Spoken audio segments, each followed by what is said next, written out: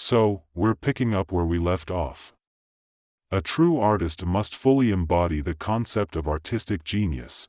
Art philosophy rigorously defines the characteristics of an artist, equating them with artistic genius. It's a tough standard, and if we look at real life, most folks called artists probably shouldn't be called that at all, right? And here, we're only talking about genuine works of art, not just crafts. Similarly, we're only talking about real artists, not those who have the skills of artisans and get called artists. But, of course, this concept can't be applied too rigidly. A person who could be called an artistic genius might not always create true works of art, right? Take Haydn, for example. He's definitely a genius, having composed over 100 symphonies, but many of them are really just crafts. So, when we talk about artistic genius, it's not always so strict. Some works really embody artistic genius, representing an era, a style, a genre, and setting a standard for other artists of the same time. They're the trendsetters, while the other artists of the same period are just following their lead. There's definitely a hierarchy, but that doesn't mean that artists who are seen as second-rate because they're following the lead of an artistic genius can't create great works. It's not that simple. Honestly, when it comes down to it, Grieg just can't hold a candle to Schumann, and a prime example is the Piano Concerto in A minor. When Schumann composed and performed this concerto, Grieg, a Norwegian composer, was really moved. He was like, "Who am I gonna look up to now? Schumann's the man." But deep down, Grieg still had this burning desire to write his own piano concerto in A minor. He put in the work, finished the score, but was hesitant to put it out there. It wasn't until a friend read the score and said, "Dude, your work is just as good as Schumann's," that he finally decided to go for it and publish it. So, Grieg's Piano Concerto in A minor hit the shelves, and it was really well done. But no matter what, when you stack it up against Schumann's A minor concerto, there's still a big gap, and that's just the way it is.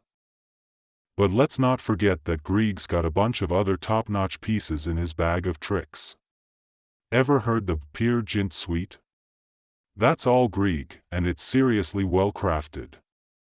So, when we're talking about this stuff in the world of artistic philosophy, we're getting into the nitty-gritty of what makes an artistic genius versus your run-of-the-mill artist, and we also need to make a clear distinction between artists and craftsmen, you know? But sometimes, even within the work of a great artistic genius, there are some pieces that are just plain craftsmanship, and that's cool too. So, we shouldn't just slap on a one-size-fits-all standard. But once we get that clear distinction, we can see why the history of art is all about the history of artistic geniuses. The decline of poetry creation in China is also reflected in the works of later poets. For example, I have always believed that the last great poet of classical Chinese poetry is Mao Zedong. There were many poets who wrote poetry at the same time as Mao Zedong, including Liu Xie. Have you heard of him? If you compare Liu Xie's poetry with Mao Zedong's, the difference is significant. However, when Mao Zedong was writing poetry, he was already very tired, you know. There were so many geniuses before him, and he had read their works. It got hard to keep up with them, so he kept revising his work, unlike the early poets who could write in one go. Mao Zedong had very strict requirements for his poetry, constantly revising and thinking before publishing, right? This shows the decline in the creation of poetry. There's just no way around it. In the history of Chinese poetry, there have been some real heavyweights, you know? Take Du Fu and Li Bai, both 8th century CE, for example. Du Fu's poetry covers such a wide range of topics. Don't just think of him as a boring guy, okay? He wrote about a lot of tough stuff. And his poetry has all kinds of different styles and themes. And Li Bai, well, what can I say? Can anyone really replicate Su Shi, 11th century CE? It's just not possible. Anyone who tries to copy Su Shi is doomed. You can only try to imitate him partially, right? And what about Shen Si, 12th century CE? These guys are all poetry geniuses, top of the game in the poetry world. When we get to the Southern Song dynasty, with Shen Si, things really took off, and you could say it was the pinnacle of Chinese poetry. These guys are the real deal. If you were to write a history of Chinese poetry, different scholars would have their own takes, but who can ignore these guys? Think about Cen Can, 11th century CE, right? Think about Su Shi, right? Think about Shen Si, right? Can you just brush them aside? Those who curate poetry need to have a really good eye. Don't think that curating poetry is a walk in the park, especially if you haven't created anything yourself, right? Have you put together a collection of Song dynasty poetry that you dare to show off? Your collection represents your taste, right? If your taste is so, how can you have the guts to put together a poetry collection? You need to have good judgment, you know. So, no matter who puts it together, I've seen all kinds of poetry collections, and any serious poetry selection wouldn't dare to leave out Cen Can, Su Shi, or Shen Si. How could you leave them out? If you don't include their poetry, can you even call it a collection of Song dynasty poetry? What does all this tell us? These guys are the real deal, and you can't top them. Jiang Kui's 13th century CE poetry is pretty good too, right? I quite like it sometimes, but I always feel like it's not as good as Cen Can's. When I retire, I want to learn about poetry and art, and share my 2 cents, which poems are good and which aren't, even if they have a big reputation. You need to have a good eye. Because through studying the philosophy of art, I already know the difference between a genius and a regular Joe, right? You need to get that difference. Let's have a case discussion, okay? We'll discuss a specific case. And anyway, it's my decision. Who are we discussing? We're discussing Liu Xie. You can definitely find his poem, O Motherland.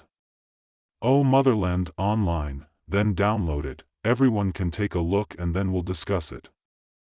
He was a pretty important poet in the 1980s. I found this monumental work in the philosophy of art. Please enjoy and discuss his poem, O Motherland. O Motherland, we need to look at it from 2 aspects. Of course, we may not necessarily bestow the title of artistic genius on Liu Xie, but we still need to see 2 aspects of his work.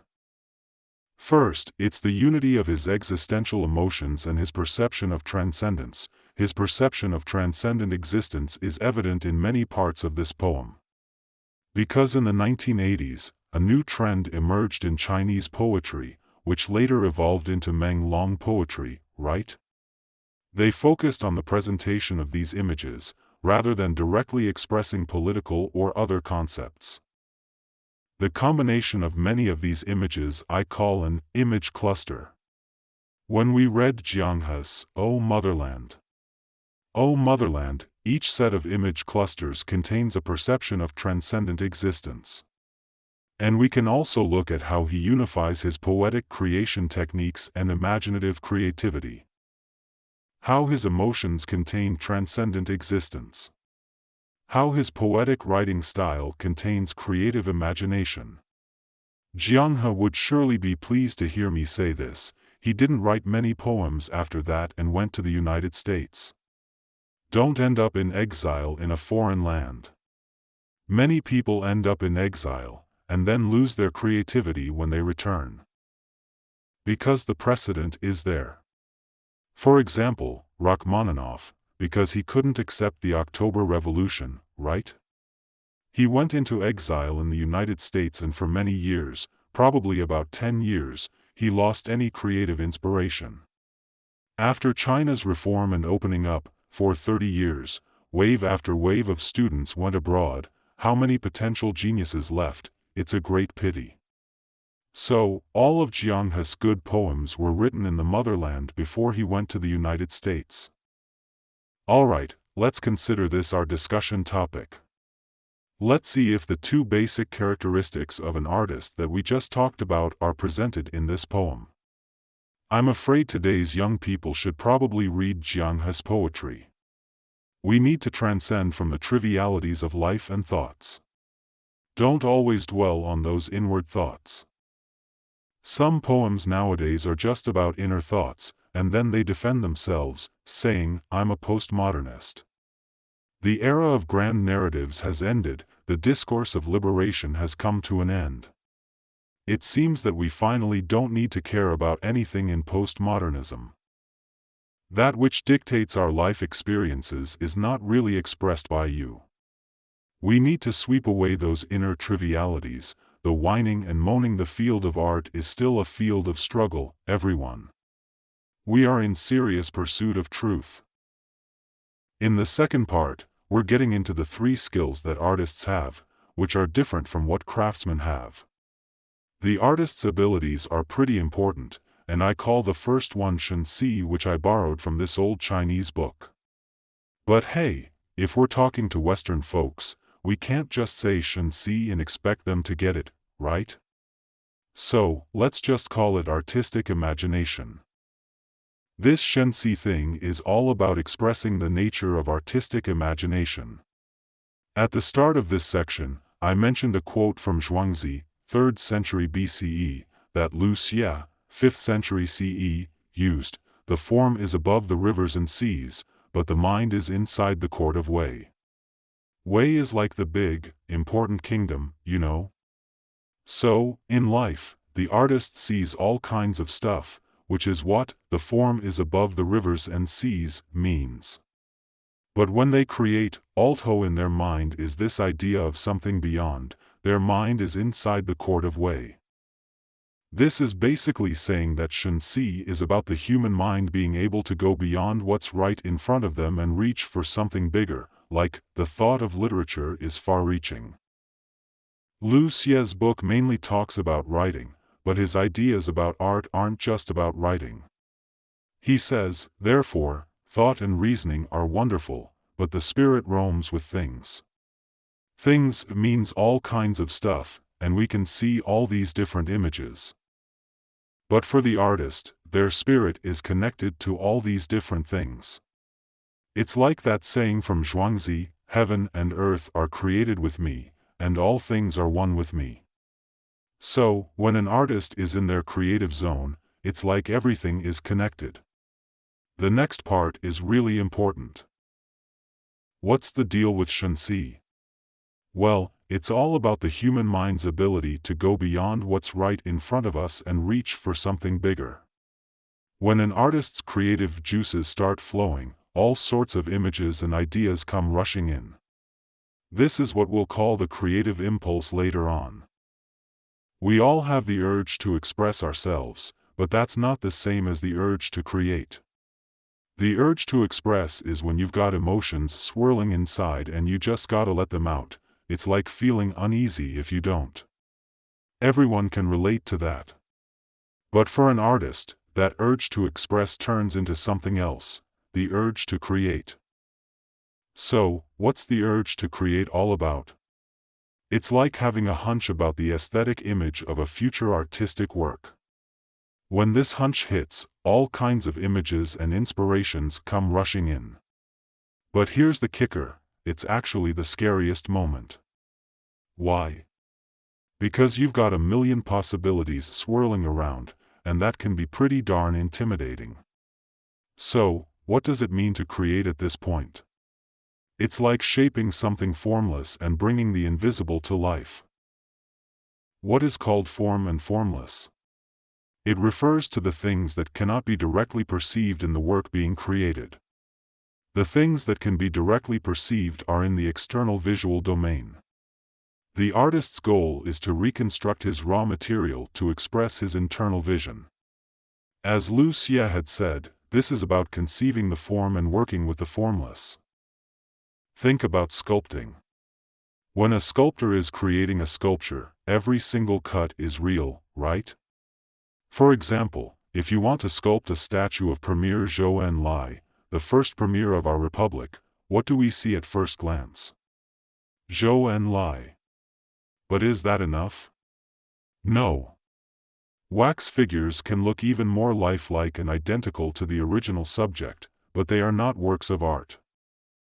When the sculptor is sculpting Premier Zhou Enlai, what is he trying to do with each cut? He is trying to chisel the formless. What is the formless? Through the sculptural form of Premier Zhou, he wants to express the most important spiritual essence of Zhou's role in the history of the Republic, his compassion, his sense of tragedy, his concern for the Republic, and the many hardships he experienced. Theorists can write extensive biographies of Zhou Enlai. But the sculptor can immortalize all of that in a sculpture that we can see forever.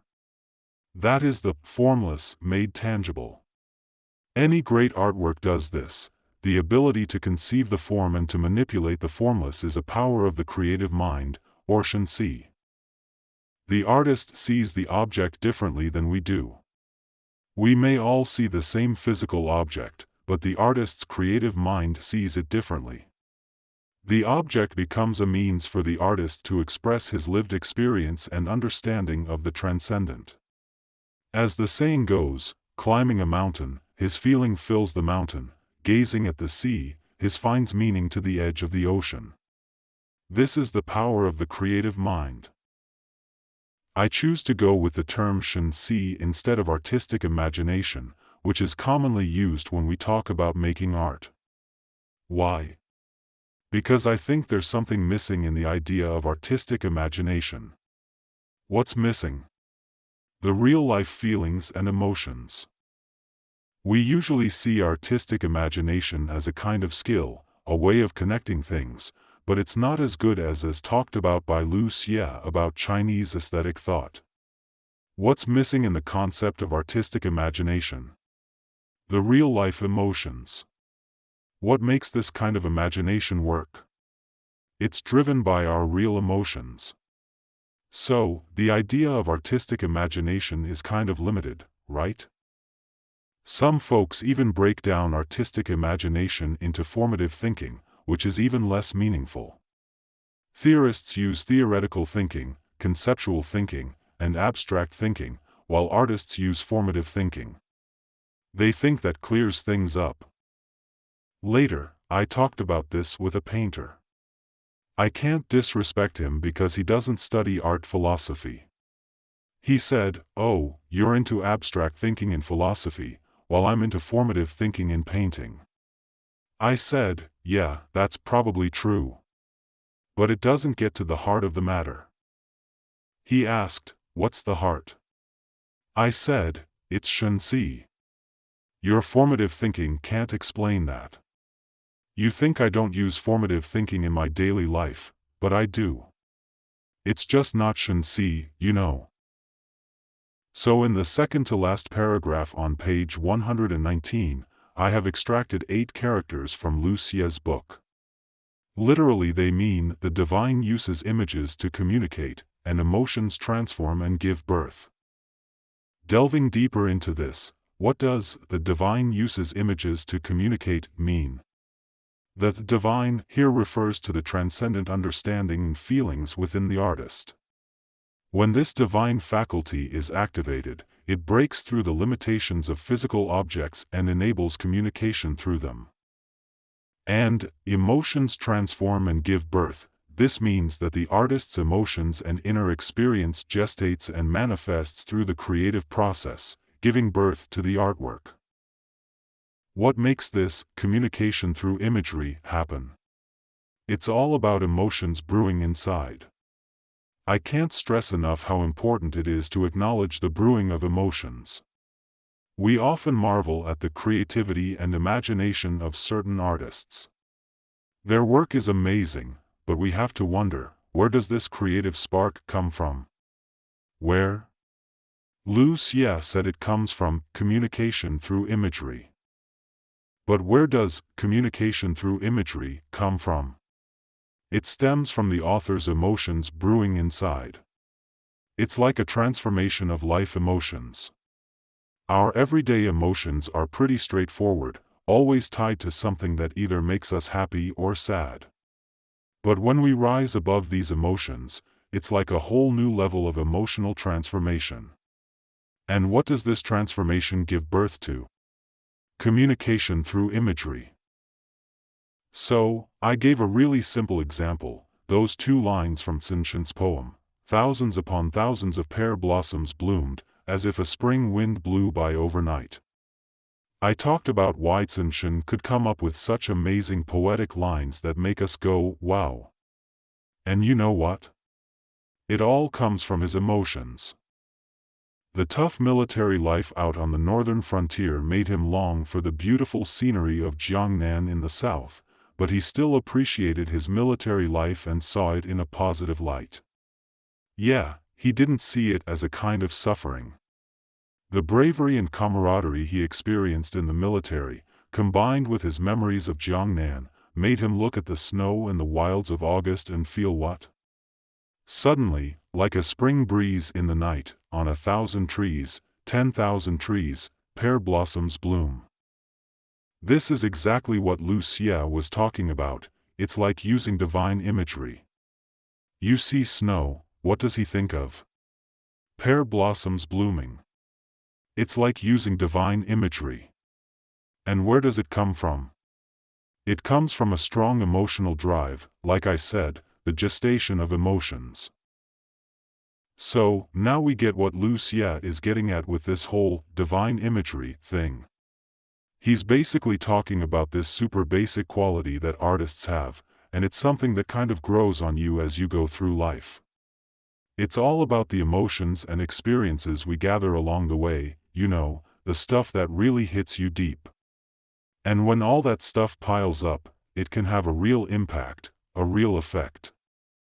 Take Shen Si's poetry, for example. You can feel his creative mojo when you read it, but that's not even the main deal. Even if you had all the poetic skills in the world, you still wouldn't be able to pull a Shen Si. Why? Because most of us can't match the raw power of his emotions. Our feelings just don't run as deep, you know? They're not as intense and profound. That's the real hurdle, not a lack of skills. Skills can never fill that gap. It's when we're at our emotional peak, when we're feeling that great love, that's when we can write those killer lyrics, those amazing poems.